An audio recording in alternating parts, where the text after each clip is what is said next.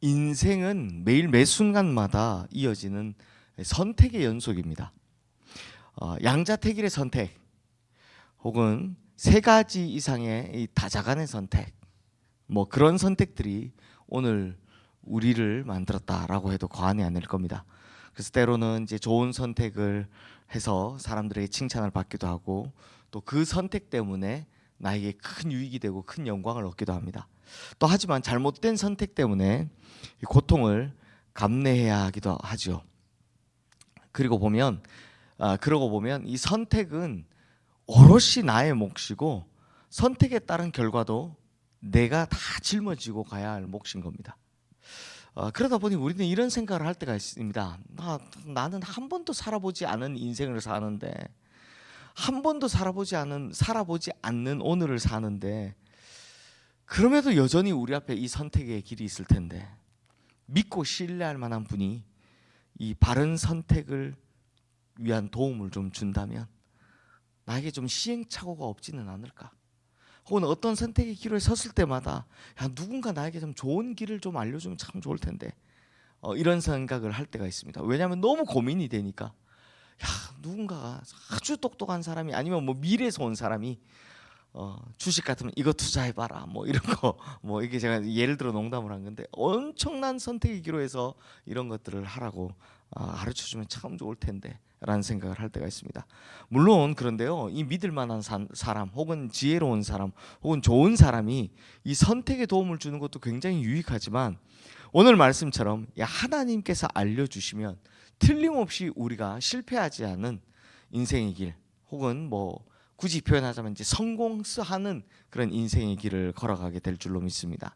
성도님들, 그래서 오늘 말씀은 하나님께서 이 전도자 솔로몬의 입을 빌려서 우리 인생이 선택해야 될 길 몇 가지를 대표적으로 알려주고 있는데요.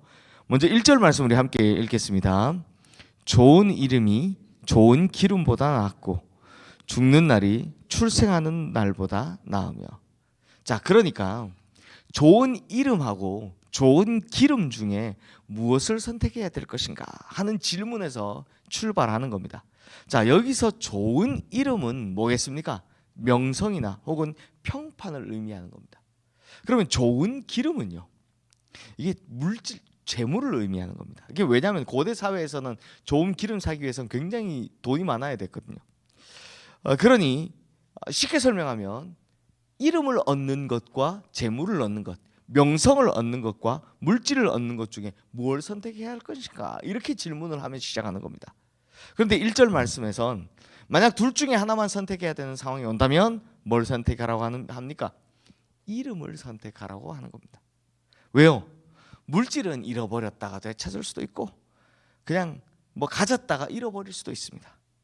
하지만 이 명성은 한 번 잃으면 다시 찾기가 어렵죠. 이전에 좋은 평판을 다시 얻기가 어렵습니다. 한 번 나의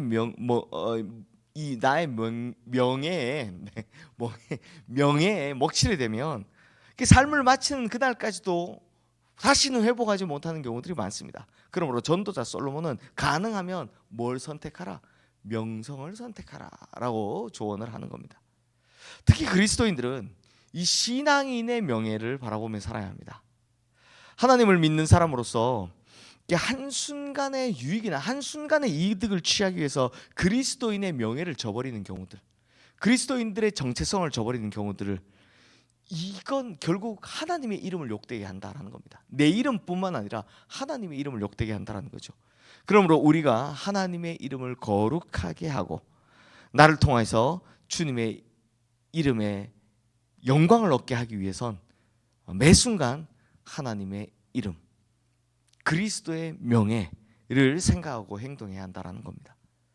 혹시 내가 물질의 손해를 좀 보더라도 손해보는 것조차 예수 그리스도의 이름을 지키는 거라면, 그리스도인의 이름을 지키는 거라면 그 길을 선택하는 것이 훨씬 더 현명한 길이다 라고 솔로몬이 이야기해주고 있다라는 겁니다. 근데 사실 이게 참 어려운 거죠. 왜냐하면 이 물질이라는 건, 재물이라는 건 아무래도 우리가 먹고 사는 모든 일들의 다 중심이 되기 때문입니다. 그러니 성도님들, 선택의 순간에 마음에 되새기고 되새겨야 합니다. 뭘요? 혹시 나의 선택이 하나님의 이름에 먹칠하는 것은 아닌가? 내가 그리스도인이라는 이름에 금이 가는 것은 아닌가? 라는 걸 늘 기억해 보셔야 한다는 겁니다. 이 질문을 기억하신다면 그리스도인의 명예와 하나님의 이름을 드높일 수 있는 주님의 백성이 될 줄로 믿습니다. 뿐만 아니라 우리의 이름도 이 세상에서 하늘에서 빛나게 될 줄로 믿습니다. 자, 이어서 2절 말씀도 우리 함께 읽겠습니다.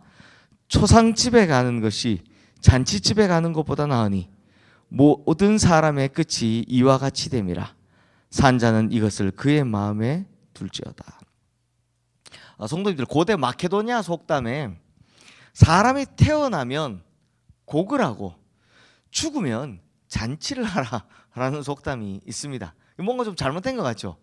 사람이 태어나면 잔치를 하고 죽으면 곡을 하는데 이 마케도니아 속담에 뭐라고 한다고요? 사람이 태어나면 곡을 하고 죽으면 잔치를 하라. 그게 왜냐하면 이 삶과 죽음을 대하는 다른 시각을 가르쳐 주려고 하는 말이었습니다. 그래서 방금 보신 2절 말씀에서도 이런 질문을 하는 겁니다.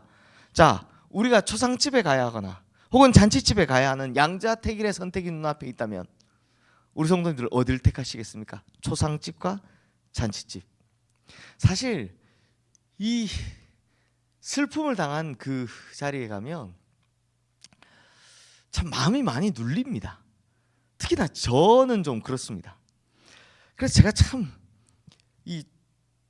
그냥 일반적으로 그냥 누가 상을 당했다 해서 그냥 가는 거는 별로 괜찮은데, 이게 아는 분, 특히 이렇게 가까이 지냈던 분의 상에 가는 걸 굉장히 힘들어합니다.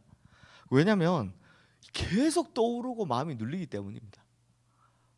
가끔 지난 주일도 그렇더라고요. 어느 분이 이제 늘 앉는 자리가 계셨는데 우연히 설교 시작 전에 이렇게 둘러보다가 그분이 안 계신 걸 보니까 속으로 집사님 천국에서 잘 보고 계세요? 이런 마음이 이렇게 드는 겁니다. 그게 참 괴롭습니다. 저는 특히 그렇습니다. 정든 분하고 헤어지고 나면 그게 굉장히 괴롭더라고요. 근데 저뿐만 아니라 다 누구나 그렇다 보니까 사람들은요, 아무래도 잔치집 가는 걸 초상집 가는 것보다 좋아하죠. 잔치집 가서 먹고 마시면서 막 축하해주고 즐겁고 얼마나 좋습니까? 그런데 2절 말씀에선 그것보다 초상집에 가라, 그것보다 훨씬 더 유익하다라고 합니다. 즉 양자택일의 선택이 있어서 잔치집보다 초상집에 가라는 겁니다. 왜? 이유는 두 가지입니다. 첫째는 슬픔 당한 자를 위로할 수 있기 때문입니다. 슬픔은 아무래도 나누면 나눌수록 작아지겠죠. 우리가 그 자리에 동참해서 진심으로 그 약한 분의, 마음이 약해진 분의 손을 잡아주면 그 눈에 흐르는 눈물을 닦아줄 수 있을 겁니다. 그리고 우리도 언젠가는 그런 비슷한 슬픔을 겪게 될 텐데 그때는 거꾸로 그분이 우리의 위로자가 되어줄 것이기 때문입니다. 그런데요, 지금 이 솔로몬이 말하는 초상집에 가야 하는 이유는 바로 나 자신 때문입니다. 이게 두 번째 이유죠. 왜? 초상집에 가면 인생의 무상함을 깨달을 수 있기 때문입니다. 아무리 거대한 권력을 휘두르던 사람도 혹은 엄청난 부를 가지고 있던 사람도 이렇게 말없이 누워서 탁 있는 걸 보면 야, 한 줌의 흙으로 돌아가는구나 라는 생각을 하다 보면 이 기막힌 상황을 우리 직접 보면 뭘 생각합니까? 앞으로 우리 인생을 살아가는데 무엇이 중요한지를 깨달을 수 있기 때문입니다. 내 인생을 살아가는데 큰 유익이 되기 때문입니다. 즉 마지막으로 가는 길에 아무것도 가지고 가는 것이 없다라는 걸 깨닫는다면 우리가 지금까지 뭘 좀 더 가지려고 막 발버둥을 치며 살고, 그리고 뭐 사랑하는 사람을 뭐 굳이 하지 않아도 되는 원망을 하면서 뭐 굳이 하지 않아도 되는 미워하면서 그렇게 사는 게 그게 무슨 의미가 있냐라는 겁니다. 죽음 앞에서 우리의 삶을 돌아보고 하나님 앞에서 겸손함을 찾을 수 있게 된다는 거죠. 그러니 그 사람이 누워있는 모습을 보며 하나님, 지금 내 인생에 뭐가 중요합니까? 라는 걸 다시 깨달을 수 있다는 겁니다. 우리 계속해서 3절 말씀을 함께 읽겠습니다. 슬픔이 웃음보다 나음은 얼굴에 근심하는 것이 마음에 유익하기 때문이라. 자, 이 말씀은 그냥 웃는 얼굴 말고 찡그린 얼굴과 슬픈 마음을 가지고 살아가라, 이런 이야기가 아닙니다. 이게 웃으면 복이 온다는데 지금 무슨 말 하시는 겁니까? 이럴 수 있는데요, 이 말씀은 고난 당하는 자가 겪는 슬픔의 유익함을 말하는 겁니다. 큰 고난 혹은 인생의 풍파를 겪어보면 사람이 그때 깨닫는 게 있습니다. 뭡니까? 야, 내가 이 한 번 웃는 게 얼마나 귀한지 그걸 깨달을 수 있습니다. 하지만 고난을 겪어보지 못한 사람은요, 오늘 나에게 있는 이 평범하고 작은 웃음, 또는 소소하고 작은 평안, 그리고 이 행복, 아주 평범한 이 행복이 얼마나 귀한지를 깨닫지 못하는 겁니다. 실제로 성도님들, 가정에서 큰 어려움 겪어본 사람들은요, 가정이 온전하다는 게 얼마나 감사한 일인지 그때 깨달을 수 있습니다. 또 믿었던 사람, 친구 간의 관계에서 어려움을 겪어본 사람은요, 속아본 사람은요, 이 변함없는 인간관계가 그냥 평소에 늘 내 옆에 있는 이 사람이 얼마나 소중한지를 그때 깨닫게 되는 겁니다. 그리고 건강했던 사람이 건강을 잃어보면, 야, 내가 이 평소에 건강하게 멀쩡하게 걸어다니는 게 얼마나 소중한지를 그때 깨닫게 되는 겁니다. 그러니 이렇게 고난을 겪어보고 슬픔에 잠겨본 사람은 그 슬픔을 통해, 그 고난을 통해 큰 유익을 얻게 되는 법이다라는 겁니다. 그러므로 우리 성도님들, 그냥 고난하면 피할 것 이렇게 생각하는 것이 아니라, 고난이 우리에게 주는 유익을 마음에 새기고, 그래서 고난이 닥쳐온다면 그걸 통해 남은 인생을 더 유익하고 가치 있게 살아가시기를 주님의 이름으로 축원합니다. 지금 고난 가운데 혹시라도 계시다면, 정말 힘들다 싶으시다면, 이 고난은 앞으로 우리 인생을 더 기름지게 만들 거고, 이 고난은 우리 인생을 더 가치 있게 만드는 약이 되어줄 거고, 이 고난은 우리의 인생을 더 풍성하게 만드는 밑거름이 되어줄 것이다 라는 믿음 가지고 사시기를 주님의 이름으로 축원합니다. 마지막으로 우리 5절 말씀 함께 읽겠습니다. 지혜로운 사람의 책망을 듣는 것이 우매한 자들의 노래를 듣는 것보다 나으니라. 자, 성도님들, 누군가가 나를 지적하는 거 듣는 거 좋아하는 사람은 아무도 없을 겁니다. 하지만 나를 책망하는 자가 예를 들어 우매한 자가 아니라 지혜자이고, 특히나 그분이 하나님이시라면 들어야 합니까? 안 들어야 합니까? 우리가 하나님 말씀에서 나오는 책망을 반드시 들어야 합니다. 그것도 그 책망 듣기를 즐거워해야 하는 겁니다. 왜냐하면 하나님께서는 우리를 지극히 사랑하시기 때문에 더 잘되길 바라는 마음으로 책망하시기 때문입니다. 자, 성도님들 보십시오. 베드로는요, 예수님한테 사탄아 물러가라, 너는 나를 망하게 하는 자로다 라는 책망까지 들었습니다. 지금 예수님한테 사탄아 라는 소리를 들은 겁니다. 어디 이뿐입니까? 물 위를 걷다가 푹 빠졌을 때는 예수님한테 무슨 소리를 들었습니까? 믿음이 없는 자여, 이 믿음 없다는 소리를, 책망을 들었습니다.